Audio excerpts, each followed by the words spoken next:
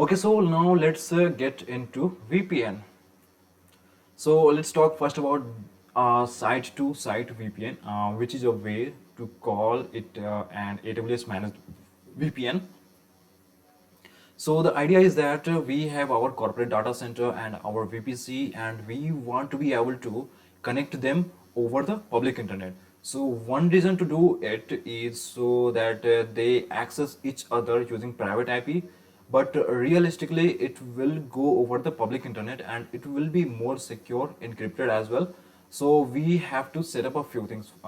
First, on-premise, you need to set up a software or hardware VPN appliance onto your on-premise network, and then this on-premise VPN should be accessible using a public IP. And that makes sense because the VPN is going to be go over the public internet. So now that we have our VPN appliance with the public IP in our corporate data center, and we are going to do some changes on AWS. On AWS, we need to set up something called a virtual private gateway or VGW, and you attach it to your VPC. So it's a VPC level resource, and then you set up a customer gateway, as you're able to see in the diagram, and that customer gateway is going to be configured to point to the public IP of the on-premise VPN appliance. And then you are going to set up a VPN connection to site VPN between on-premise and on your AWS. And what happens is that two VPN connections will be created for redundancy, and all of them will be encrypted using IPsec, and a second tunnel for redundancy. So this is the basics of site-to-site VPN. And finally, you should know that if you want to accelerate it to make it work globally, you can use AWS Global Accelerator to accelerate it for worldwide networks event. So AWS Global Accelerator. Okay, so next let's get into the details of how the site-to-site VPN setup is being done. So we are getting to the route propagation area. So we have a corporate data center and our VPC, both of them have non-overlapping CIDRs, and we are creating a site-to-site VPN connection. So that means that there is a VGW, virtual private gateway, and the VPC side and a customer gateway on the corporate data center side. Okay, so but now we need to make sure that our instances in private subnet can communicate through the VGW, virtual private gateway. Okay, and for this we have to set up a route table on our VPC side at the subnet level, and for this we have to set up a like that route table on our VPC side at the subnet level to make sure that the instance can find its way to the virtual private gateway VGW.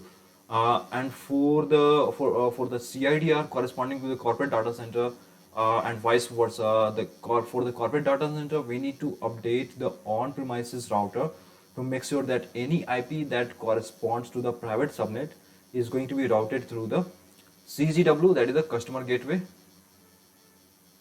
Do we have two ways of setting up these route tables? So yeah, number one, you can do a static routing, and this is very easy. We need to edit the entries into the route tables of each VPC and the corporate data center.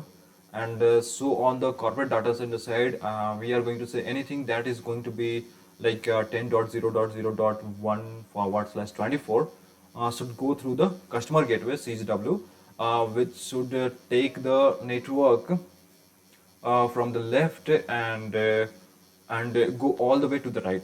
And for the AWS side, on the route table, we are saying that anything that is 10.3.0.0/20 should go through the VGW, virtual private gateway, and we have set up properly our routes. And this is a static routing. So in case things change in the future, we have to go ahead and manually edit the route tables, and that may be complicated, but you can also enable dynamic routing, also called the BGP.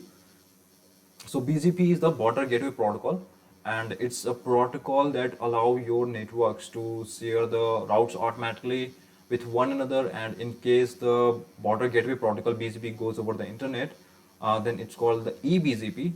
So we don't need BGP to update the routing tables. It will be done for us dynamically, and it's a bit magical. So for it to work, then you need to specify the ASN, the autonomous system number of both customer gateway CGW and the virtual private gateway VGW. So the CGW have so the customer gateway have a custom ASN, autonomous system number, and the virtual private gateway will also have a custom ASN. And so by entering BGP, we just need to say yes, we want dynamic routing, and automatically the route tables on either on the side will be automatically updated. Okay, so next we have side-to-side VPN connection. We want to know if our instance on-premise can access internet through our VPC and vice versa. So let's take an example. We have our VPC and the public subnets, and with a NAT gateway that is connected to an internet gateway that may lead to request your google.com. And on the corporate data center side, we have our servers connected to the customer gateway, and we have established side-to-side VPN to the virtual gateway, and it could be also direct connect. It doesn't really matter for the discussion. And so we are asking ourselves the question that can the server on-premise connect through the customer gateway to the virtual gateway to the NAT gateway and to the internet gateway to the google.com? Can the customer gateway do that? Okay.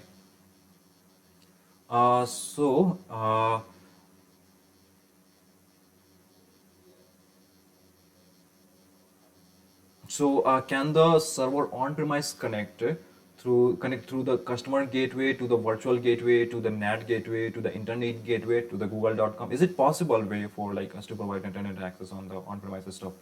And the reason is no, it is not okay. And why?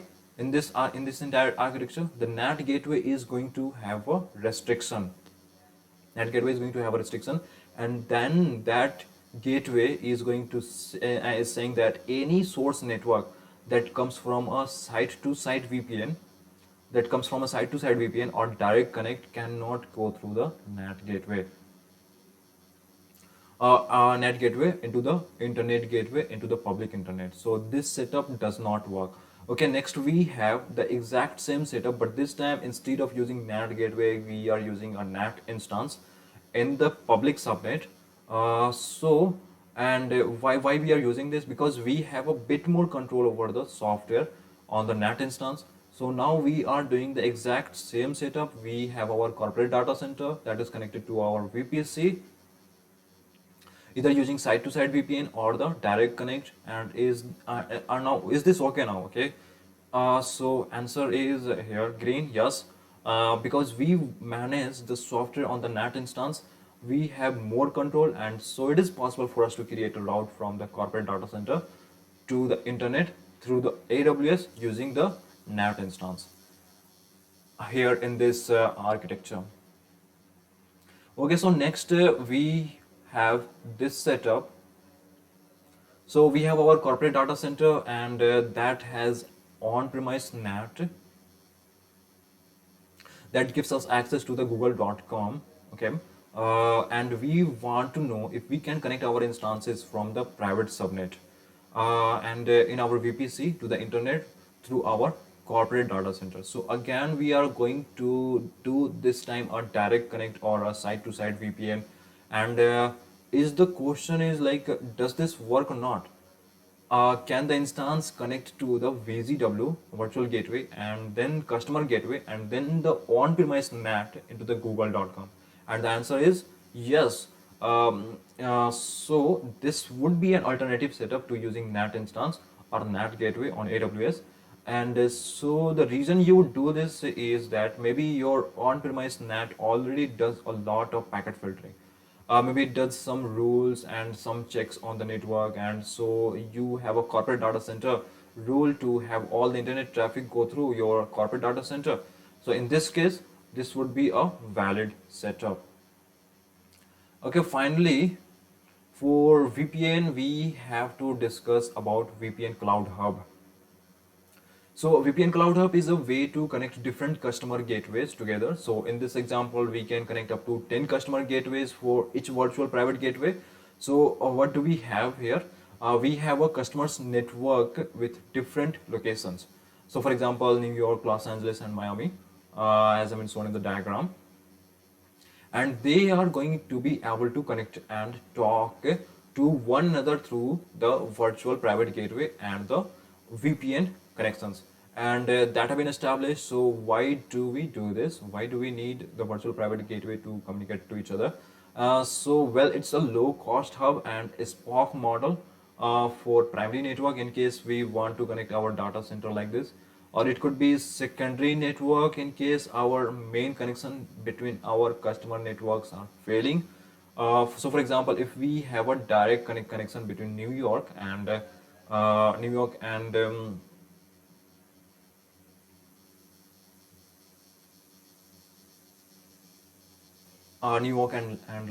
Los Angeles, and that connection fails, then we could fail over to the VPN CloudHub that has been set up between the customer in the customer network on New York and the one in the LA. So, and as you can see, the network goes through the virtual private gateway into each end customer. So what did we get out of it is that, well, we get to secure communication between the sites in case we have indeed set up multiple VPN connection, and because it's a VPN connection, you have to remember everything goes over the public internet, even though of course your VPN connection is going to be encrypted using IPsec, and this can be used, as I said, as a failover connection between your on-premise locations in case there is a network issue between the way you have directly connected your different on-premises location. Okay, so that's it for this part of the VPN, and for more insight and architecture, let's get on to some more of the thing related to the VPN. So here are some other things you should know about the VPN on AWS. The first one is Client VPN. So the Client VPN allows you to connect to your personal computer using OpenVPN into your private network on AWS and on-premises. So if you have a computer, for example, your own computer right now, and you are running AWS Client VPN, which is in fact running OpenVPN, when you are able to connect privately into your VPC by using a private IP of your EC2 instance. So it has been shown here 10.0.0.1/24. That's in the private subnet having the private IP. But once you have established a VPN connection between your own computer and your VPC, then you are directly able to communicate with your private instances using their private IP. And this is the whole purpose of a VPN. So in case you have set up a VPN connection between your VPC and your corporate data center, then of course your computer is also able to connect to your on-premise corporate data center using the private IP of your servers on premises. Okay, and that's all you need to know for the Client VPN. You don't need to know any more specifics. And next, we can set up a software VPN. So we have talked about this. We have talked about site-to-site VPN. That was AWS managed. But you can set up your own software VPN. But in that case, you have to set up everything, including your bandwidth, your redundancy, and so on. So this could be an example. We have the software VPN on the data center, and you have software VPN on your public subnet, and you are setting up a software connection. Then a software connection, VPN connection between your software VPN on-premise and the one on AWS. So in that case, you can make a connection and have your instances and your private subnet communicate to your on-premises servers using their private IP. So this gives you more control over the setup and routing option, but obviously it is a more custom, and so you have to take care of a lot of things, including even the bandwidth and the redundancy, high availability, fault tolerance, and all these kind of things. Okay, what about here? What about if you have multiple VPC? How do we establish How do we establish the VPN connection in such a case if you have multiple VPC? So say you have a corporate data center and you have one VPC. You have a corporate data center and you have set up a customer gateway and you have one VPC for that case for a VPN based customer. AWS recommends creating a separate VPN connection for each customer VPC. So that means that we have to create a VPN connection between your virtual gateway, virtual private gateway, and your customer gateway here. In case we have a second VPC, we create another side-to-side VPN connection, and finally, in case we have a third VPC, we have to create a third side-to-side VPN connection. In that case, it can become very complicated if you have many different VPCs, and so AWS will recommend using direct connect, because we can leverage direct connect gateway to achieve the exact same thing. You will see this in the direct connect lectures. So we have couple options to fix that problem. Obviously one of them is direct connect gateway, but we'll discuss that later. But one thing